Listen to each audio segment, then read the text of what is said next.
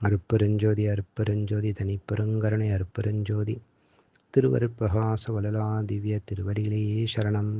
வணக்கம். இன்றைக்கு நாம் சிந்திக்கக்கூடிய அகல் வரிகள் 193, 194 அகல் வரிகள். எத்தகை விளைந்தன என் மனம் இங்கு எனக்கு அத்தகை அருளிய அருட்பெருஞ்சோதி. இந்த அகல் வரிக்கான விளக்கம்: எந்த விதமாக எது நிகழ வேண்டும் என என் மனம் ஆசைப்பட்டதோ, அதாவது விளைந்ததோ, அந்த விதமாகவே இங்கு எனக்கு நடத்தி கொடுத்த அருட்பெருஞ்சோதி ஆண்டவரே. குறிப்பு: முன் வரிக்கும் இந்த வரிக்கும் பெரிய மாறுபாடு இல்லையாயினும் சற்றே வேறுபாடு உண்டு.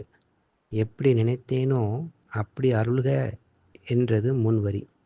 அது எவ்வாறு நிகழ வேண்டும் என ஆசைப்பட்டேனோ அவ்வாறே அருளினான் என்பது இந்த வரி. உதாரணமாக, உன் அருள் எனக்கு வேண்டும் என எண்ணியது மனம். அருளை இறைவன் அளித்து விட்டான். இது முன்வரி. பாடுபட்டு தவம் செய்து அருளை என்னால் அடைய முடியாது. என் மீது இறங்கி ஐயோ பாவமென கருதி அருளை நீ தரமாட்டாயா என விளைந்தது என் மனம். அவ்வாறே எந்த பாடும் படாது எனக்கு அருளை தந்தாயே என்கிறது இந்த வரி. அதற்கு ஆதாரம்: நோவாது நோன்பு இணைப்போல் நோற்றவரம், எஞ்ஞான்றும் சாபாவரம் இணைப்போல் சார்ந்தவரம், தேவா நின் பேரருளை என்போல் பெற்றவரம், எவ்வுலகில் யாருளர் நீ சற்றே அறை. நன்றி.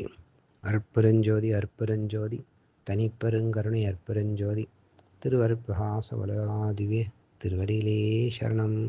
ராமலிங்க அபயம் ராமலிங்க அபயம் ராமலிங்கா அபயம் அபயம்.